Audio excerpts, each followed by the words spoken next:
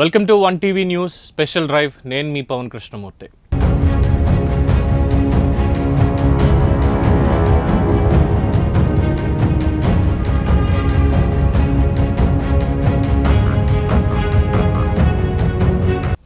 Betting భూతం అసలు దొంగలు ఎవరు అన్న దాని మీద వాళ్ళు మళ్ళీ ఎందుకు చర్చించుకోవాల్సి వస్తుంది అన్న టాపిక్ వస్తే, ఆర్టీసీ ఎండి తెలంగాణ విసి సజ్జనార్ ఐపీఎస్ గారు నిన్న ఒక ట్వీట్ వేశారు సోషల్ పోస్ట్లో. ఏంటి అంటే చూస్తే, యువకులారా, ఆన్లైన్ బెట్టింగ్కు వ్యసనపరులే బలవన్మరణాలకి పాల్పడకండి. క్షణికావేశంలో నిర్ణయాలు తీసుకుని బంగారు భవిష్యత్తుని నాశనం చేసుకోకండి.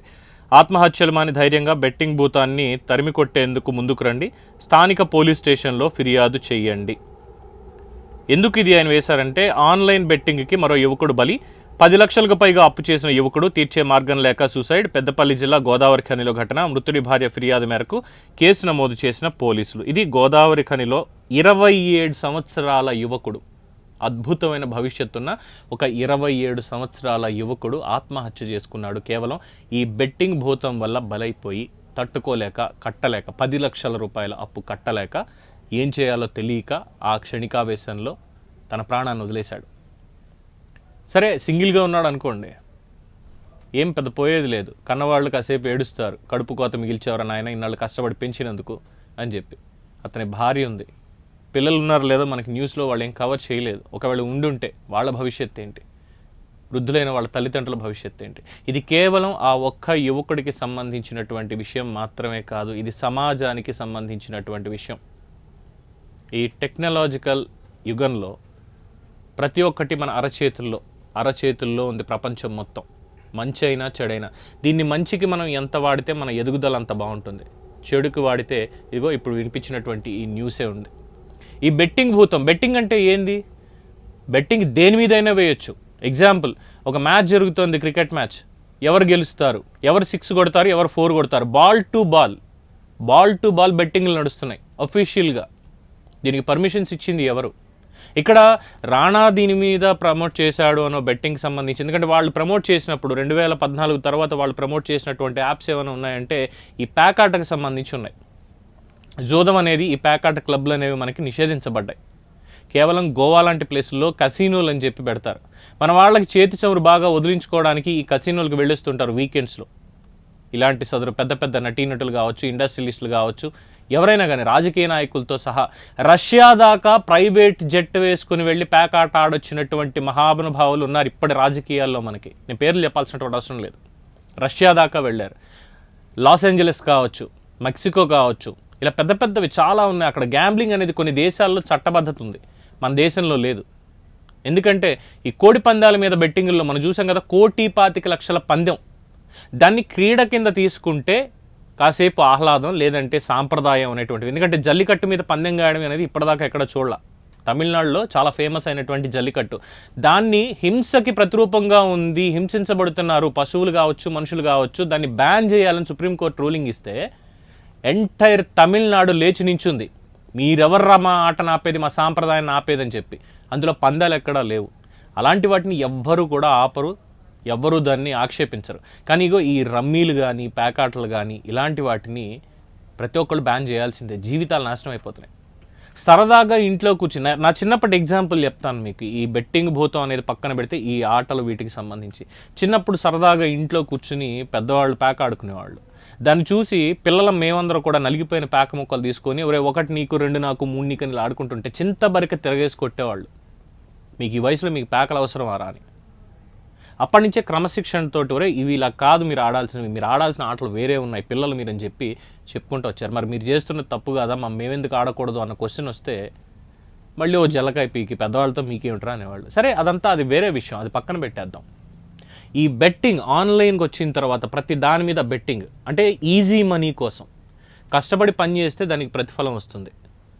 అంటే సంతోషంగా బతకడానికి డబ్బు అవసరం లేదు, కానీ ఆ సంతోషంగా బతుకుతున్నాము అని చూపించుకోవడానికి డబ్బు ఖచ్చితంగా అవసరం అవుతుంది, ఆడంబరాలు అవసరం అవుతాయని చెప్పి ఒక మిత్రుడు సోషల్ మీడియాలో పోస్ట్ చేశాడు. నాకు చాలా బాగా నచ్చింది. నిజంగా సంతోషంగా బతకడానికి డబ్బు అవసరం లేదు, ఏ పని చేస్తున్నైనా బతకచ్చు. హ్యాపీగా పడుకుని కూడా ఆనందంగా ఉండొచ్చు. నిద్రపోయాను, ప్రశాంతంగా నిద్రపోయాను, అదొక సంతోషం. ఒక పుస్తకం చదువుకున్నాను, సంతోషం. ఇవన్నీ వదిలేసి ఈ సినిమా వాళ్ళు కావచ్చు, రాజకీయ నాయకులు కావచ్చు, ఈ social media so called celebrities, influencers, వాళ్ళు చేసే చిల్లర చేష్టలు, సగం సగం బట్టలు వేసుకొని, లేదు అంటే ఇష్టం వచ్చినట్టు బైక్ నడుపుతూ విదేశాలు తిరుగుతున్నామని, వీళ్ళందరూ ఇన్ఫ్లుయెన్సర్స్ అయిపోతారు. అంటే మనం చేయలేని ఏదో వాళ్ళు చేశారు కాబట్టి మనం వాళ్ళు ఇన్స్పిరేషన్ అనమాట.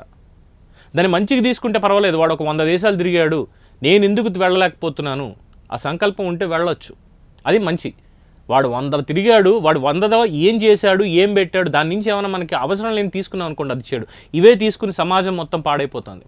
2014లో ఎప్పుడైతే ప్రకాష్ రాజ్ లాంటి వాళ్ళు, రానా లాంటి వాళ్ళు ఇటువంటి యాడ్స్లో నటించారో తెలంగాణ ప్రభుత్వం అప్పుడే చట్టాలు తీసుకొచ్చింది. ఇలాంటి online rummy games, online betting apps అన్ని కూడా తెలంగాణలో నిషేధింపబడ్డాయి అని. అసలు దానికి పర్మిషన్ ఇచ్చింది ఎవడు? ఎస్, ఇప్పుడు మనం కరెక్ట్ పాయింట్ మాట్లాడుకుందాం. ఇక్కడ ఈ సో కాల్డ్ సెలబ్రిటీస్, విఐపీస్ వీళ్ళందరినీ 10 నిమిషాలు పక్కన పెడదాం. వాళ్ళు ఇన్ఫ్లుయెన్స్ చేస్తారు కాబట్టి బిజినెస్ ఎండార్స్మెంట్ అని కార్పొరేట్లో ఒకటి ఉంటుంది, బిజినెస్ ఎండార్స్మెంట్. దానికి మా బిజినెస్ని మీరు ఎండార్స్ చేసుకొని మీరు ప్రమోట్ చేయాలి, దానికి మీకు ఇంత పారితోషికం ఇస్తాం, ఒక బ్రాండ్కి అంబాసిడర్ లాగా, బ్రాండ్ ప్రమోటర్. సో ఈ రానా కావచ్చు, సచిన్ టెండూల్కర్ కావచ్చు, ధోని కావచ్చు, యువరాజ్ సింగ్ కావచ్చు, బాలీవుడ్ నటీనటులు వీళ్ళు కావచ్చు, ఎనీ బ్రాండ్ ఒక ప్రోడక్ట్, అది ఫిజికల్ ఆర్ ఆన్లైన్ వర్చువల్, దీనికి ఒక బ్రాండ్ అంబాసిడర్ని పెట్టుకొని ఇది చేసుకుంటూ వచ్చారు. దానికి వాళ్ళకి so and so amount pay చేశారు. దీని మీద మనలాంటి అమాయకులు కొంతమంది ఏముంది, 10 రూపాయలు బెట్టింగ్ పెట్టాం, మన లక్క బాగుంటే 100 రూపాయలు వస్తుంది, 100 రూపాయలు పెట్టాం 1000 వస్తుంది, 1000 పెట్టాం 10,000 వచ్చేస్తుంది, ఇలా అనుకోని పెట్టుకుంటూ వెళ్ళిపోయి ఒక చోటకు వచ్చేసరికి, సాచురేటెడ్ పాయింట్కి వచ్చేసరికి ఉన్నది పోయి ఉంచుకుంది పోయింది అన్నట్టుగా సామెత, పూర్తిగా నాశనం అయిపోయి ఆ వ్యసనంలో పడిపోతాం. ఈ వ్యసనంలో పడిపోయి వాళ్ళకి ఉన్నటువంటి ఆల్గారిథం ప్రకారం ఈ గేమింగ్ కానీ ఈ బెట్టింగ్ ఇవన్నీ నడుస్తూ ఉంటాయి కాబట్టి బకరాల్లో మిగిలిపోతాం. చివరికి బలైపోయేది కూడా మళ్ళీ మనమే. సో సజ్జనార్ గారు ఇదే తీసుకొచ్చారు, ban this kind of betting apps అని చెప్పి. ఈ మూమెంట్లో పాల్గొనండి, మార్చి 15 నుంచి స్టార్ట్ చేశారు. అప్పటికి ఎంతోమంది చనిపోయారు ఈ బెట్టింగ్ భూతానికి బలైపోయి. ఎన్నో రకాలు ఉన్నాయి. తెలుగు లేదు, తమిళ్ లేదు, కన్నడ లేదు, హిందీ లేదు, ఏ భాషను తీసుకోండి, అందులో ఉన్నటువంటి నటీనటులు కావచ్చు, రాజకీయ నాయకులు కావచ్చు, స్పోర్ట్స్ మెన్ కావచ్చు, ప్రతి ఒక్కళ్ళు సోషల్ మీడియా ఇన్ఫ్లుయెన్సర్స్ కావచ్చు, ప్రతి ఒక్కళ్ళు వాళ్ళకి కావాల్సినటువంటి అమౌంట్ తీసుకోవడం, దీన్ని ప్రమోట్ చేయడం. ఇంకేముంది, మీరు 10,000 పెట్టుబడి పెట్టండి, ₹1,00,000 దాకా మీరు గెలుచుకోవచ్చు అన్న ఒక్కటి చాలు. మనకి 10,000 అనేది ఎక్కడి నుంచి తెస్తున్నామని కనిపించదు. మన దగ్గర 10,000 జేబులో ఉండి మనం సంపాదించింది పెట్టేసాం అనుకోండి, ఆ నొప్పి తెలియదు. కానీ మన దగ్గర లేవు, పక్కోడి దగ్గర నుంచి అయినారే ఏముంది, 1,00,000 వస్తాయిరా, 1,00,000 వస్తే నీకు 15,000 ఇస్తానని చెప్పి అప్పు చేసి మరి తీసుకొస్తాం. వాడెక్కడి నుంచి వచ్చాడో తెలియదు, ఇచ్చేస్తాడు. ఇచ్చిన దాని మీద ఉన్నది పోయింది, 1,00,000 లేదు కదా, ఉన్న 10,000 కూడా పోయింది. మళ్ళీ ఆగుతామా? లేదు, మళ్ళీ అదృష్టాన్ని పరీక్షించుకుందాం. ఇలాగా చాలా సినిమాల్లో కూడా చూపించారు మనకి. ఏం నేర్చుకుంటున్నాం మనం వాటి నుంచి? ఇందులో నేర్చుకున్నది ఏదీ లేదు. ఈ రోజు దాకా కనీసం బెట్టింగ్ అన్న జోలికి నేనైతే వెళ్ళలేదు. నేను గర్వంగా చెప్తా, ఫలానా దాని మీద నేను బెట్టింగ్ వేశాను, ఫలానా ఆన్లైన్ గేమ్లో ఇన్ని డబ్బులు పోగొట్టుకున్నాను అన్నది పైసా కూడా ఎక్కడా నేను యూటిలైజ్ చేసుకోలేదు. సో ఇలా ఎందుకు ఉండలేకపోతున్నాం? నాకు క్రికెట్ అంటే ఇష్టం, గ్రౌండ్కి వెళ్ళి క్రికెట్ ఆడుకుంటా, దాని మీద నాకేం బెట్టింగ్ అవసరం లేదు. కబడ్డీ ఆడుకుంటా, చెస్ ఆడుకుంటా ఆన్లైన్లో, లేదంటే లూడో గేమ్స్ ఆడుకుంటా, లేదంటే పుస్తకాలు చదువుకుంటా, హ్యాపీగా ఉండొచ్చు. డబ్బులు కావాలంటే పని చేసుకోవాలి. అప్పుడప్పుడు నా దగ్గర డబ్బులు ఉండవు, ఎందుకంటే చిన్న జీతాలకు పని చేస్తాం కాబట్టి డబ్బులు ఉండవు. స్నేహితులను అప్పు అడుగుతాం, ఒకసారి తీరుస్తాం, తీర్చలేకపోవచ్చు, వచ్చినప్పుడు మళ్ళీ తీరుస్తాం. అంతేగాని ఈ బెట్టింగులు అన్నటువంటి జోలికెళ్ళి, వ్యసనాన్ని జోలికెళ్ళి అనవసరంగా అప్పుల పాలైపోయి కుటుంబాన్ని ఇబ్బంది పెట్టడం ఎంతవరకు సమంజసం? దీని వెనకాల ఇప్పుడు మనం కీలకంగా మాట్లాడుకోవాల్సిన పాయింట్స్ కొన్ని ఉన్నాయి. అసలు దొంగలు ఎవరు? మనకి పైన తెర మీద కనిపిస్తున్నటువంటి వాళ్ళు, ప్రమోట్ చేసినటువంటి వాళ్ళు.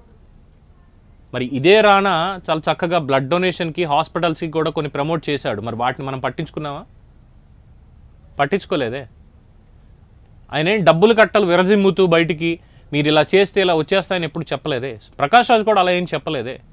ద సో కాల్డ్ ఇప్పుడున్నటువంటి కొంతమంది ఈ సోషల్ మీడియా ఇన్ఫ్లుయెన్సర్స్ వాళ్ళు సమాజానికి పెద్ద అవసరం ఏం లేదు నిజం చెప్పాలంటే. ఏదో బయట కొంతమందిని ఆదుకుంటున్నాము, వాళ్ళ ఆపదలో ఉన్నారు, వాళ్ళ కష్టం తెలుసుకొని వెళ్ళి ఇలా చేతుల్లో కట్టలు పెట్టుకొని మరి వెళ్ళి తీసుకొచ్చి వాళ్ళకి ఇచ్చేసి వీడియోని ప్రమోట్ చేసుకున్నాం ఒక బేస్ వాయిస్ తోటి అన్నట్టుగా ఎవరు ఏం చేయలేదు. ఇంకా కొంతమంది ఉన్నారు, ఒక రాజకీయ ముసుగు, ఒక ఈ సెలబ్రిటీ అనేటువంటి ముసుగు, వీటిల్లో ఇంకా డబ్బులు సంపాదించుకోవాలి అనేటువంటి దాంతో ఇలా చేసిన వాళ్ళు చాలామంది. పేర్లు ఎందుకు అనవసరం, వాళ్ళని ఇప్పుడు తీసి అనవసరంగా ఎందుకు అనుకోవడం.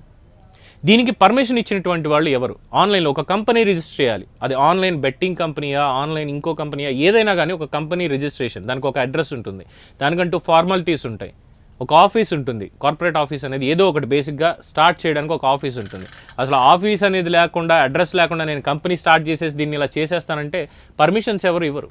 అందులోనూ ఆన్లైన్ ఈ మనీ మార్కెటింగ్ సంబంధించి బెట్టింగ్లో మనీ ఇన్వాల్వ్ అయి ఉంటుంది కాబట్టి అందులో ఏ బ్యాంకులు ఇన్వాల్వ్ అవుతున్నాయి, సదరు అకౌంట్లు ఏ బ్యాంకులో ఉన్నాయి, ఆ బ్యాంకులు మళ్ళీ రిజర్వ్ బ్యాంక్ ఆఫ్ ఇండియా దగ్గర అప్లికేషన్ పెట్టుకున్నాయా లేదా, సో అండ్ సో కంపెనీ ఇలా ఉంది అని చెప్పి ఇలా చూస్తే ప్రతి చోట్లో కూడా ప్రతి స్థాయిలో కూడా ప్రభుత్వం యొక్క పాత్ర ఇందులో కనిపిస్తోంది. వాళ్ళు ప్రమోట్ చేయమని చెప్పట్లేదు, కానీ అనుమతులు ఇస్తున్నారు. మరి అనుమతులు ఇచ్చినటువంటి వాళ్ళు ఈరోజు అదే ప్రభుత్వం సమాజంలో ఇలా జరుగుతున్నటువంటి దానికి ఈ ఆత్మహత్యలు చేసుకుని బలైపోతున్నటువంటి వాళ్ళ నేపథ్యంలో సదరు ప్రమోటర్స్ ఎవరైతే ఉన్నారో వాళ్ళని మీరు ప్రమోట్ చేశారు కాబట్టి మిమ్మల్ని చూసి వాళ్ళు ఆత్మహత్య చేసుకున్నారు, కాబట్టి మీరు నేరం చేశారు, అక్కడ మీ వల్ల ఇది జరిగిందని వాళ్ళ మీద చట్టాలు ఉపయోగించడం ఏంటి? మరి ఇప్పుడు వీళ్ళ మీద ఉపయోగించినటువంటి చట్టాలు సదరు కంపెనీల మీద కానీ, ఆ కంపెనీ హెడ్స్ ఎవరైతే ఉన్నారో, ఫౌండర్స్ ఎవరైతే ఉన్నారో వాళ్ళ మీద కానీ, వాళ్ళకి పర్మిషన్స్ ఇచ్చినటువంటి అధికారులు కానీ, ప్రభుత్వంలో ఉన్నటువంటి అధికారులు కానీ, ఆ సంస్థలు కానీ, రిజర్వ్ బ్యాంక్ ఆఫ్ ఇండియా కావచ్చు, లేదంటే ఇంకొక బ్యాంకులు కావచ్చు, వీళ్ళ మీద కానీ ఈ చట్టాలు ప్రయోగించడానికి ఉందా అంటే లేదు. పర్మిషన్ ఇచ్చినటువంటి దొంగ ప్రభుత్వమే ఉంది ఇక్కడ. అంటే నేను ఇక్కడ ప్రభుత్వాన్ని సూటిగా విమర్శిస్తున్నాను, ప్రభుత్వాన్ని దొంగ అని అంటున్నాను అని దీని ఏదో చట్ట వ్యతిరేక చర్యగా తీసుకోవడానికి లేదు. అలానే నేను నా భావ ప్రకటన స్వేచ్ఛను కూడా నేనే ఇక్కడ వినియోగించుకోవట్లా, దాన్ని మీరి ఉన్న వాస్తవం చెప్తున్నా. ప్రతి ఒక్కళ్ళు చదువుకున్న వాళ్ళు ఆలోచించి చెప్పేటువంటి వాళ్ళు ఇదే అంటున్నారు. చట్టం పర్మిషన్ ఇచ్చింది, మరి అదే చట్టం మళ్ళీ శిక్షిస్తోంది. చట్టం దేనికి పర్మిషన్ ఇచ్చింది? బెట్టింగ్ యాప్కి పర్మిషన్ ఇచ్చింది. బెట్టింగ్ అనేది ఇల్లీగల్ అయినప్పుడు, బెట్టింగ్ అనేది ఇండియాలో బ్యాన్ అయినప్పుడు ఆ చట్టం ఎలా పర్మిషన్ ఇస్తుంది? దీని వెనకాల ఉన్నటువంటి వాళ్ళు ఎవరు? ఆ కార్పొరేట్స్ ఎవరు? ఆ కార్పొరేట్స్కి అండగా ఉన్నటువంటి రాజకీయ నాయకులు ఎవరు? ఆ ప్రభుత్వాలు ఏవి? మరి వీళ్ళ మీద చర్యలు ఎప్పుడు తీసుకుంటాం? వీళ్ళని ఎప్పుడు ప్రశ్నించేది? ఎవరిని బలి చేస్తారు ఇప్పుడు? అలానే నేనేదో సెలబ్రిటీలకి రానాకో, ప్రకాష్ రాజ్కో, లేదంటే ఈ శ్యామల కావచ్చు, లేదంటే విజయ్ దేవరకొండ, ఇలాంటి వాళ్ళందరికీ నేనేం అగేనిస్ట్ కాదు. అట్ ద సేమ్ టైం నేను వాళ్ళని సమర్థిస్తున్నట్టుగా కూడా కాదు. వాళ్ళందరూ ఉన్నత చదువులు చదువుకున్న వాళ్ళే, వాళ్ళు ఏం డ్రాప్ అవుట్స్ కాదు. వాళ్ళకి జ్ఞానం అనేది ఉంది, చట్టాల పట్ల అవగాహన ఉంది. ఎందుకంటే వాళ్ళు కూడా వ్యాపారాలు చేస్తున్నారు కాబట్టి చట్టాల గురించి, ఈ రూల్స్ అండ్ రెగ్యులేషన్స్ గురించి తెలుసుకునే ఉన్నారు. తెలుసుకున్నటువంటి వాళ్ళు మరి వాళ్ళు చేసినటువంటిది తప్పా కాదా అంటే ఎస్, ప్రకాష్ రాజ్ చెప్పాడు. ఆ రోజు 2009, 2014 ఆ మూమెంట్లో నేను ఒక కంపెనీకి ఇలా యాడ్ ఇచ్చాను, ప్రమోట్ చేశాను. Promotion in the sense add మాత్రమే ఇచ్చాను తప్ప నేను ప్రతిసారి ఆ కంపెనీ నాదన్నట్టుగా ఎండార్స్ చేసుకుని నేను ప్రమోట్ చేయలేదు. వన్స్ ఇన్ ఏ వైల్ ఒక యాడ్ మాత్రమే వాళ్ళకి చేశాను. ఆ రోజు తప్పైంది. తర్వాత కాంట్రాక్ట్ రద్దు చేసుకున్న, యాడ్ ప్రమోట్ చేయడానికి వీల్లేదని కూడా నేను నోటీస్ ఇవ్వడం జరిగింది అని చెప్పారు. ఓకే, ఆయన వయసు రీత్యా, ఆయన చదువు రీత్యా, ఆయనకున్న నాలెడ్జ్ రీత్యా ఆ రోజు తప్పు జరిగింది, పొరపాటు సరిదిద్దుకోవడానికి ప్రకటన చేశారు అనుకుందాం. కానీ చట్టానికి లోబడే ఉన్నాను, ఎటువంటి విచారణకైనా సిద్ధమని ఒప్పుకున్నారు కాబట్టి తప్పులేదు. ప్రతి ఒక్కళ్ళు అదే అంటున్నారు, మాకు తెలియనటువంటి ఒక టైంలో, అది తప్పో రైటో తెలియనటువంటి టైంలో ఇది చేశాము అని చెప్పి. మరి ఇలా చెయ్యడానికి గల కారణాలు, దాని వెనకాల ఉన్నటువంటి చూసుకుంటే అసలు పర్మిషన్ ప్రభుత్వం ఇవ్వకుండా ఒక కంపెనీ స్టార్ట్ చేయొచ్చా? స్టార్ట్ చేసిన తర్వాత వాళ్ళు ప్రమోషన్స్ వాళ్ళు చేసుకుంటారు, ఎలాగైనా చేసుకుంటారు. ఎందుకు? ఇప్పటికి ఈ క్షణం మీరు నాతో వస్తే నేను చూపించగలుగుతా. హైదరాబాద్ మెట్రో రైల్స్ ఈ పిల్లర్లు ఏవైతే ఉన్నాయో దాని మీద ఈ బెట్టింగ్ యాప్స్ ప్రమోషన్కి సంబంధించి హోర్డింగ్స్ ఉన్నాయి స్టిల్ ఈ క్షణానికి. మరి వాటి సంగతి ఏంటి? మున్సిపల్ శాఖ వాళ్ళు ఏం చేస్తున్నారు? జిహెచ్ఎంసీ వాళ్ళు కావచ్చు, లేదంటే ఎల్ఎన్టీ మెట్రో వాళ్ళు కావచ్చు, అరే ఇది ఆన్లైన్ బెట్టింగ్కి సంబంధించింది, దీనివల్ల ఇలా జరుగుతోంది, దీని మీద ఒక మూమెంట్ కూడా ఉంది అన్నప్పుడు మరి ఎందుకని చెప్పి వాళ్ళు ఇటువంటి యాడ్స్ని మేము ప్రమోట్ చేయము, ఎందుకు వాళ్ళు ముందుకు రావట్లేదు? అంటే సోషల్ కార్పొరేట్ రెస్పాన్సిబిలిటీ అనేది వాళ్ళకి లేదా? కేవలం ఏదైనా ఒక ఉపద్రవం వస్తేనో, లేదంటే ఒక స్కూల్ కట్టించాలనో, లేదంటే ఒక హాస్పిటల్ కట్టించాలన్నప్పుడు వాళ్ళకి వచ్చేటువంటి లాభాల్లో సార్ మేము 1 కోటి రూపాయలు ఇస్తున్నాం అని చెప్పి ఇవ్వడమేనా మీ కార్పొరేట్ సోషల్ రెస్పాన్సిబిలిటీ, సిఎస్ఆర్ అంటే? సమాజంలో ఇటువంటి దౌర్బల్యాలు ఉన్నప్పుడు వీటిని కూడా రూపుమాపడంలో మీలాంటి వాళ్ళ సహకారం కావాలని ఎల్లంటి వాళ్ళు ఎందుకు గుర్తుపెట్టుకోవట్లా? తెలంగాణ ప్రభుత్వం ఏం చేస్తోంది ఇప్పుడు అసలు? గత ప్రభుత్వాన్ని మేము విమర్శిస్తున్నాం, వాళ్ళు చేసినటువంటి తప్పులకే అన్నారు. గత ప్రభుత్వం చేసినటువంటి మంచి కూడా ఉంది కదా, ఇటువంటి ఆన్లైన్ బెట్టింగ్ యాప్స్ని ప్రమోట్ చేయొద్దు, వాటిని మేము బ్యాన్ చేసామని చట్టం తీసుకొచ్చారు కదా. మరి ఆ చట్టం ఉంది అన్నప్పుడు ఎందుకని ఈ విచ్చలవిడితనం అనేది పెరిగిపోతుంది? సమాధానాలు ఎక్కడున్నాయి? సో ఇప్పుడు మీకు అర్థమవుతుంది అనుకుంటా, అసలు దొంగలు ఎవరు అన్న చోట పై స్థాయి నుంచి కింద స్థాయి వరకు దొంగలమయంగానే ఉంది. మరి ఇంతమంది దొంగలు కలిసి చేస్తున్నటువంటి దానికి మనం ఎందుకు అట్రాక్ట్ అవ్వాలి? సమాజం ఎందుకు మన జీవితాలు నాశనం చేసుకోవాలి? ఎందుకు మన కుటుంబాలు ఛిద్రమైపోవాలి? మన జీవితాలని ముగించేసుకోవాలి? ఒక్కసారి ఆలోచించండి. సో బెట్టింగ్ యాప్స్లో ఈ బెట్టింగ్ భూతానికి బలైపోయేది సామాన్యులైతే బలి పశువులుగా ఉన్నది దీన్ని ప్రమోట్ చేసేవాళ్ళు. కానీ అసలు పాత్రధారులు సూత్రధారులు పైన ఉన్నారు. వాళ్ళని మన న్యాయ వ్యవస్థ కానీ చట్టం కానీ వాళ్ళని టార్గెట్ చేసి వాళ్ళని నిర్మూలిస్తే తప్ప పూర్తి స్థాయిలో ఈ బెట్టింగ్ అనే దాన్ని మనం ఎక్కడా కూడా పారదోలలేం. పై స్థాయి నుంచి సెంట్రల్ గవర్నమెంట్ నుంచి కూడా ప్రతి దాంట్లో మీరు ఏ క్రీడ తీసుకోండి దానికి ఆన్లైన్లో బెట్టింగ్లు. క్రికెట్కి మెయిన్గా క్రికెట్కి సంబంధించి ఎక్కడికక్కడ క్రికెట్ బెట్టింగ్ మాఫియాని పట్టుకున్నాం అంటున్నారు. ఫోన్ చేస్తాడు ఒకడు, సపోజ్ ఎగ్జాంపుల్ ఐపీఎల్ స్టార్ట్ అయింది, ఐపీఎల్కి సంబంధించి కూడా బెట్టింగ్ యాప్స్ ఉన్నాయి. మీ డ్రీమ్ టీమ్ ఏది అని చెప్పి ఒకటి మీరు ముందే ఒక ఎస్టిమేషన్ వేయండి, ఎవరు ఎంత కొడతారో ఒక ఎస్టిమేషన్ వేయండి.